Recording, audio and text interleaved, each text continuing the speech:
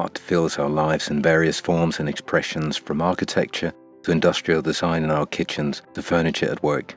Or, as in this case, whether art is in the form of a series of bronze sculptures set in a public space in a workplace where it decorates and creates a feeling in us when we perceive it.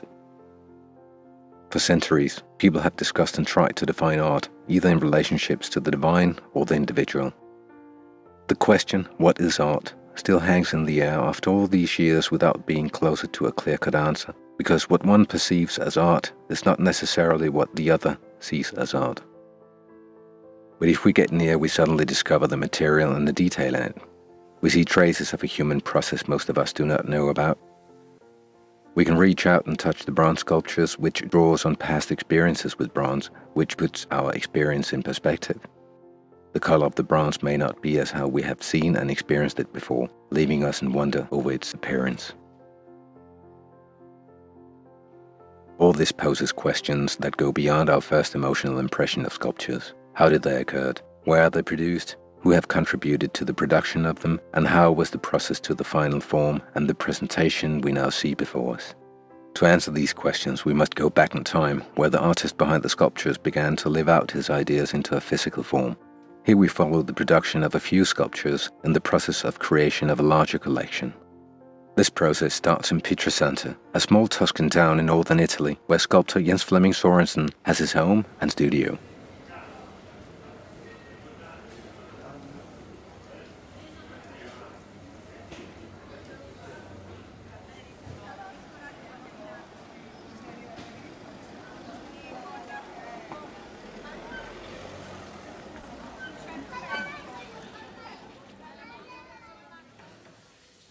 Based on the dimensions of the bases where the sculptures are to be placed, Jens Flemming takes his outset to the size of the sculptures. At the same time, the position of the sculptures at the exhibition site must also be taken into account, as it is with the interaction between the light conditions and environment. From the idea of the sculpture's appearance, Jens Flemming works his way toward the final form using wax. The wax is heated to the melting point, after which the processing of it starts with tubs and spatulas as the primary tools. The marble plate smeared with olive oil is used, which is the best base to pour the liquid wax on. The temperature of the marble slowly cools the wax, whereby the properties of the wax can be exploited. It stiffens slowly from the outside in, making it perfect to model during the cooling process.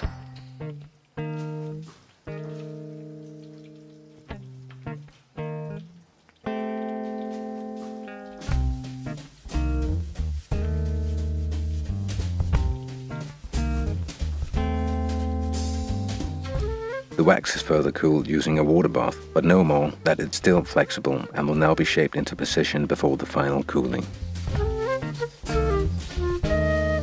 To create a sculpture, wax in this size requires more hands when the wax is not yet completely cooled before final placement. Jens Flemming has for many years worked closely with Tina Lorien, who knows the working process down to the smallest detail.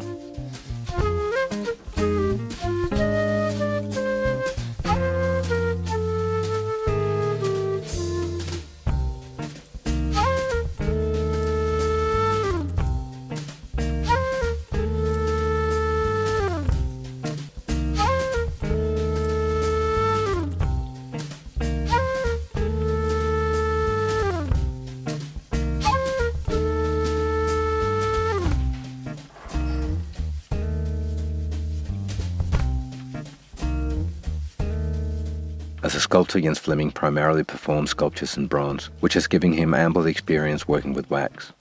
His knowledge of the liquid wax enables him to anticipate where it lands on the marble table, but no more than coincidence contributes to give each work of art that unique touch that characterizes Jens Flemming's sculptures.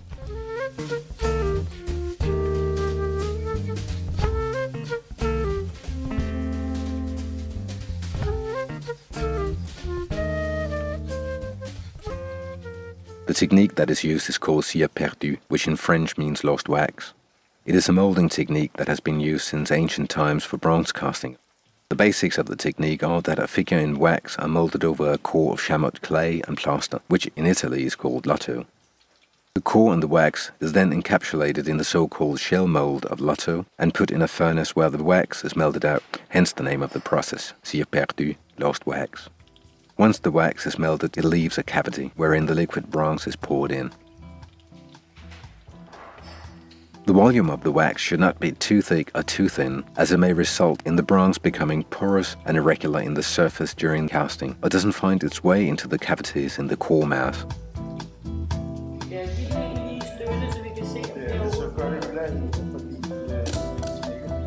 To keep the different elements in place in the wax sculpture, strong but flexible bamboo supports are used, which is glued in place with wax. The wax here is mixed with olive oil and waved in water, so it stays soft and moldable during the process.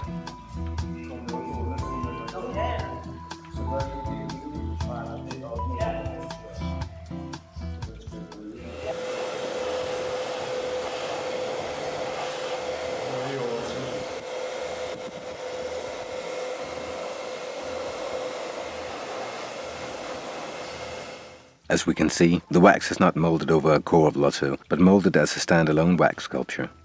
This means that it will later on be molded into the core and the shell mold in one and the same working process. If the casting fails, the whole process will have to start all over again, because the wax original will be lost.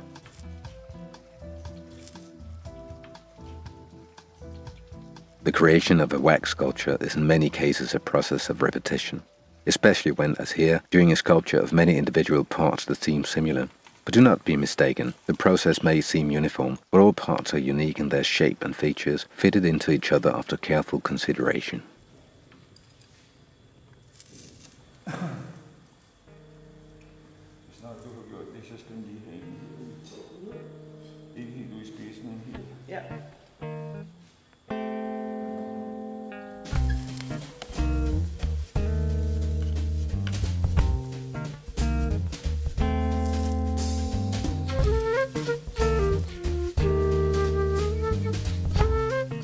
The wax sculpture is approaching the final form in which the last adjustment is carried out and its visual appearance is compared to the conceptual point of departure.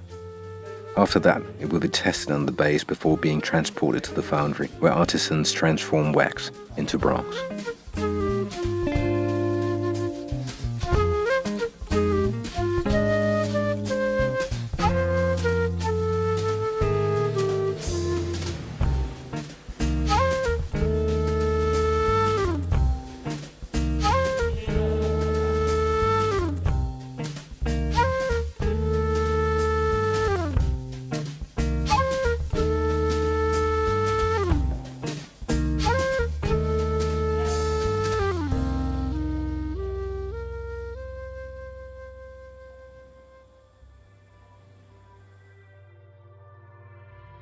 The foundry bronze art that molds Jan Fleming sculptures is located on the outskirts of Pietrusanta, about 5 kilometers from the studio. In 2000, the municipality parceled the area where the foundry is located to business. The idea was to create an alternative to the hardship the local traders had among the growing residential areas. At the same time, the small town was suffering from the heavy traffic. For example, when bronze and massive marble blocks were transported for processing and subsequently forwarded as sculptures to their ultimate goal.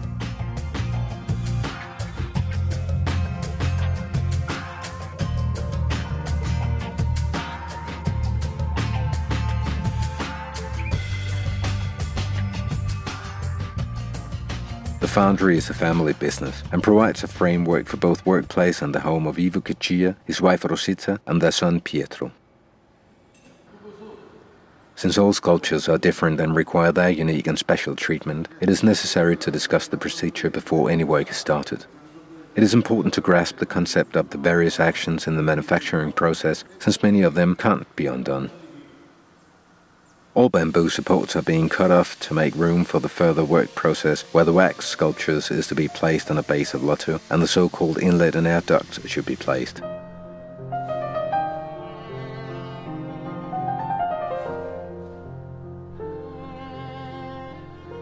Holes are made to give the core mass way to fill all holes and cavities and thereby prevent an error in casting. Then the wax sculpture is placed on a base of lotto.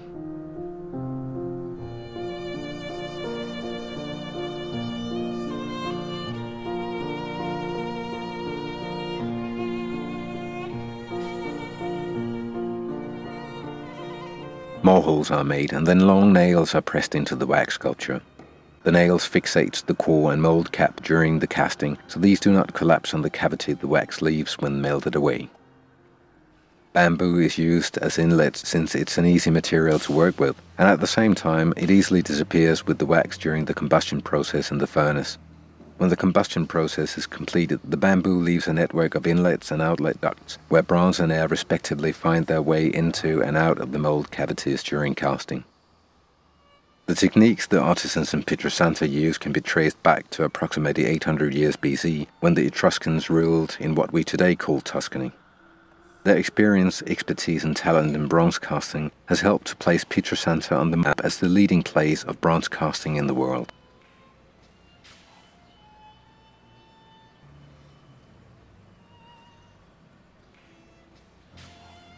The network of the inlet ends with a casting funnel, where the bronze is poured into during the casting.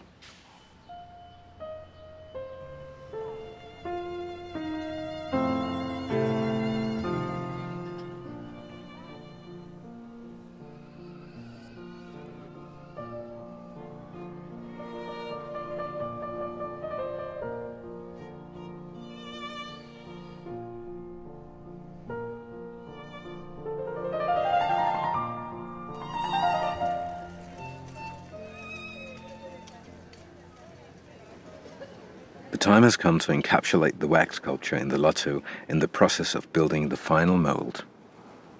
Initially, the lotto is laid around the wax sculpture to form a frame in which the core mass and molding cap is poured. The lotto is a mixture of chamois clay, plaster and water in which the correct mixing ratio is an almost liquid substance that requires a firm hand to work with. It requires great expertise to build a mold from scratch. The tensile strength of the lotto compared to the form of the sculpture must have the right dimensions and thickness so as not to crack or break down in the furnace or in the casting where it is affected by the extreme temperatures. It is a collaboration between man, time and material. The lotto is being touched up and then the curing starts. The pace of the work should not be too slow, otherwise the lotto will solidify in the bucket, but the consistency of the lotto means that the work cannot be forced. It is therefore a matter of finding the correct mix ratio between chamois clay, plaster and water when the lotto is touched up. Nothing goes to waste at the foundry. After casting, the mold is removed from the cooled bronze, so the crude sculpture is exposed with raw inlet, roughness and parts to be welded together. The remains of the mold is crushed into powder and reused to the next mixture of lotto. When the frame is finished, the lotto is already solidified and almost all the water in it has evaporated. Then the core mass and molding cap in one and the same process can be poured in. The wax, depending on its form, can be fragile, so the lotto has to be poured into the mold with caution so nothing goes wrong and the whole process has to start all over. The core mass, also called the soul, is so thin that every detail of the wax sculpture is transferred to the lotto during the solidification. The mold is now ready to be placed in the furnace.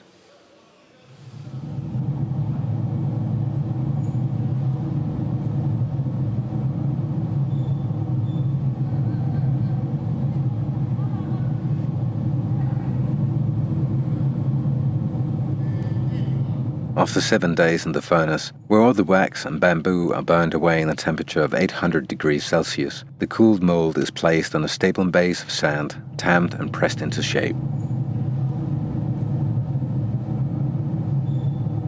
As an extra security against cracks, backs of canvas is dipped in a plaster mixture and is then laid on the outside of the mold itself. When the plaster dries, it draws the canvas together, whereby the mold is held in a firm grip. The casting is by far the most dangerous process during the production of a bronze sculpture. So to ensure the mold is secure, a wall of tamped sand behind metal sheets is placed. In the event of an accident and the mold cracks, the sand will hold back the glowing bronze so it does not flow out and damage people or equipment. Stones are set up as a bulwark against re-engaging bronze as an extra precaution. Safety and thick clothing is an integral part of the craftsman's dress. The bronze is an alloy, usually consisting of 90% copper and 10% tin. It comes in bars and warmed up before they are put into the melting pot.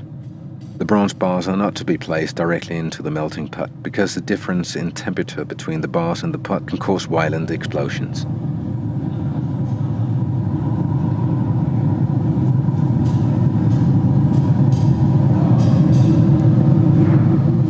The liquid bronze is stirred to see if everything is melted, while the rest of the team is getting ready for today's casting.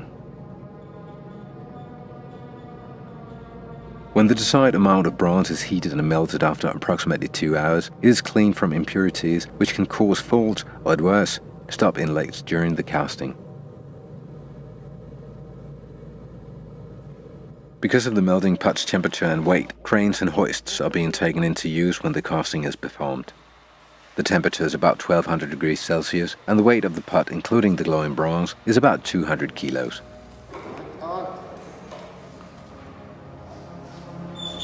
Firstly, the pot is placed in the hoisting rack, where used burning paper bags ensures that it slowly sits firmly when released.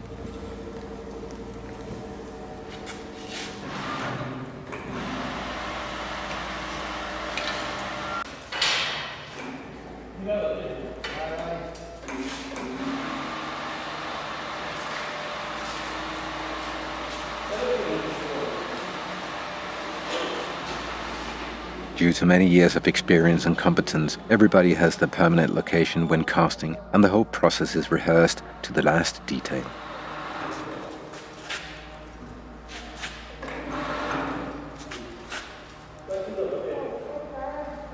The last traces of impurities are removed from the bronze surface before the aim is set on the casting funnel.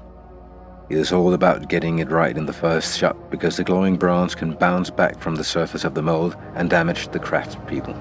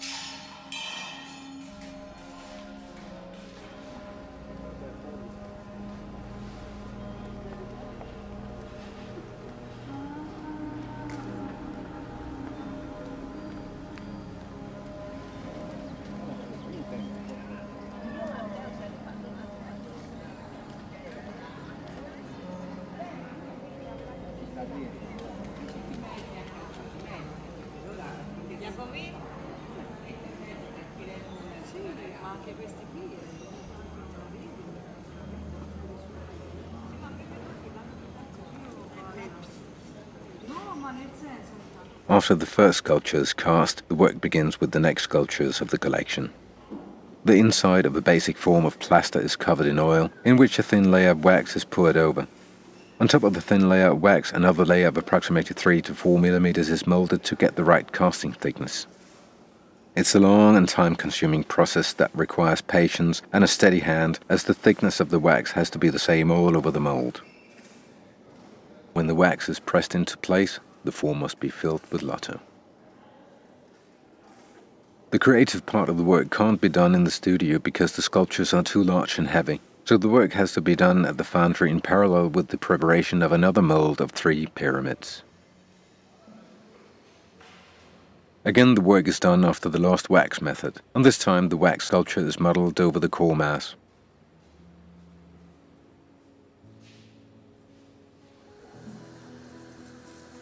The final adjustments and enhancements that is part of the sculpture is carried out before the core mass is filled into the mold.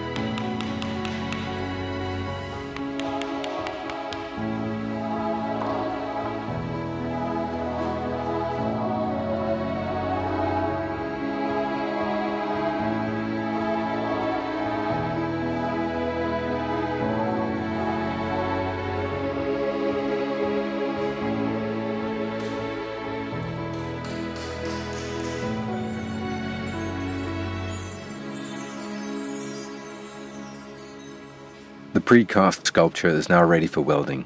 The mold is removed, inlets and nails are cut off the surface, and now the connection points are located. And that can be a challenge because the bronze works and resolves a few percent during the casting. While the welding is prepared, the next pyramid mold is filled with lato and is turned over so that the work can be carried out on 2 pyramids simultaneously.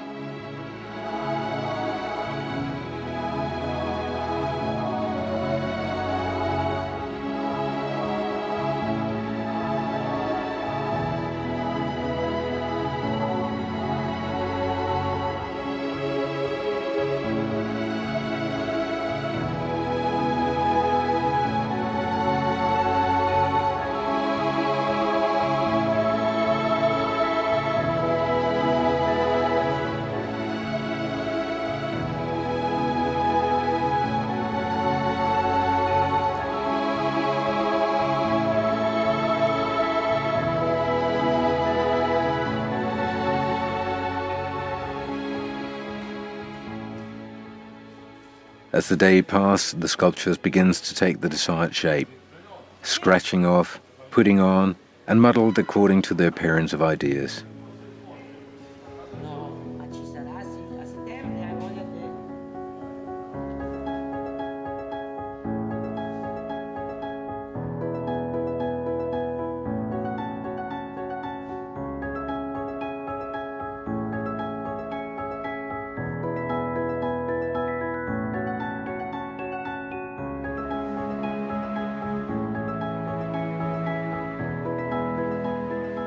The uniform surface the wax has after the plaster mold is like a blank piece of canvas. It lacks the finishing touches before the sculptures are enclosed by the mold cap and reproduced in bronze.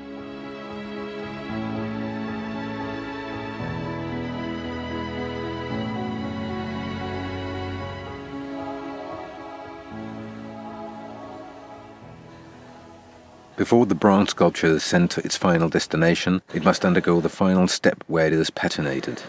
Where the process of oxidation of bronze and copper usually happens naturally over many years of exposure to wind and weather, this process is now accelerated by applying the sculpture's surface metallic salts and acids. The process is called patina and is performed as part of the sculpture, partly to protect it against changes in the surface structure, and partly to give the sculpture that unique character and color Jens Fleming had in mind since the idea to it.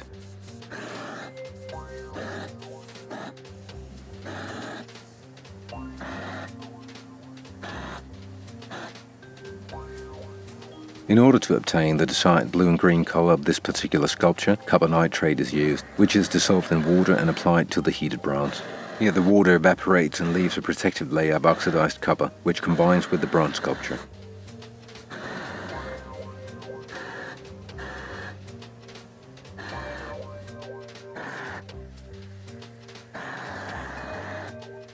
Other colors, such as black, is achieved by brushing the bronze with a sulfur solution under continuous heating. This type of dyeing is a long and difficult process, as the bronze has to have a precise temperature before the solution binds, and it has to be applied in many layers before consistent results are obtained.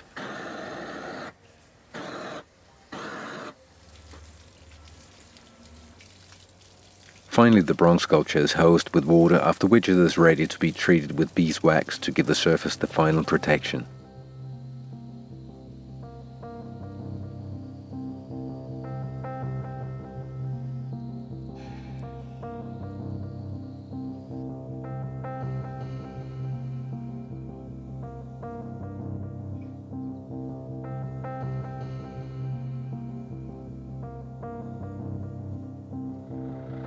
After 12 months of work with the production of the sculptures, they finally arrived at the installation site in Denmark. Now is the time to inspect the cargo to see if all the sculptures are in the transport, and then get them in the house so the arrangement can begin.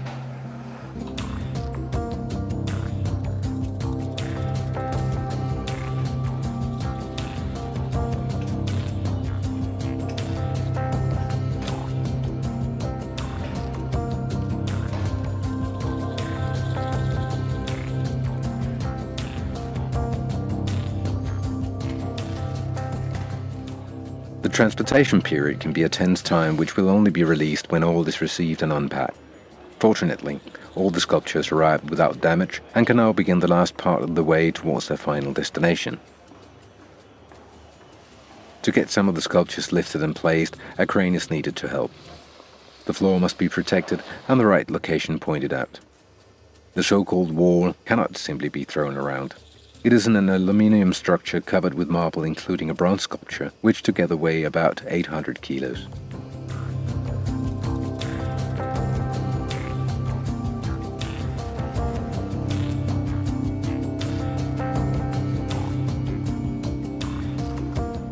Even before the sculptures are put in place, the installation creates attention from passers-by.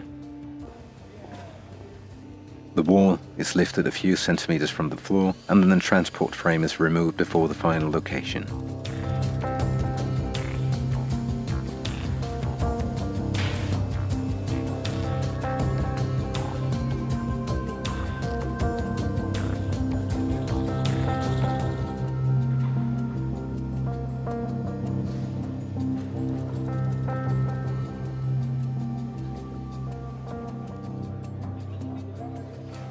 The pyramids are part of the constellation in which the wall is included.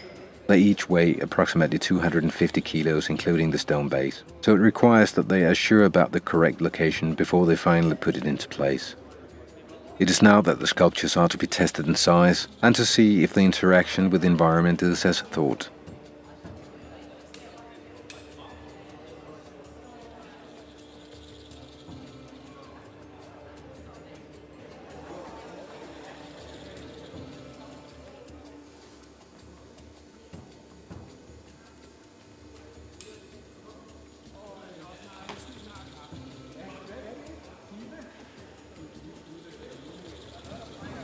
As days pass by, the sculptures are set on their intended places, and again it creates attention with questions from curious passers-by about who made the sculptures and where and how they have been produced.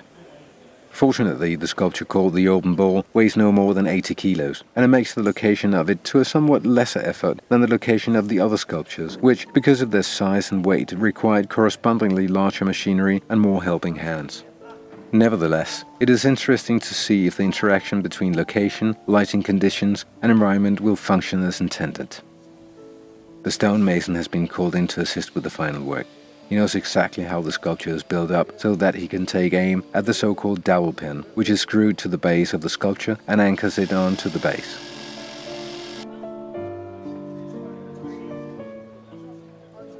The pin is not part of the sculpture as the risk of obliquity in the casting process and during the journey is too great. Therefore, the thread is drilled directly into the sculpture so the pin can be installed before the setup.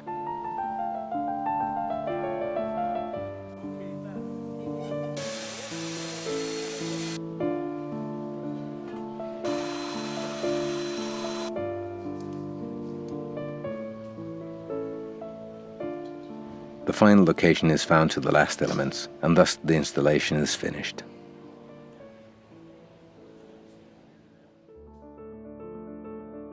We have seen the process of creating sculptures. We have seen a creative idea crystallize into bronze.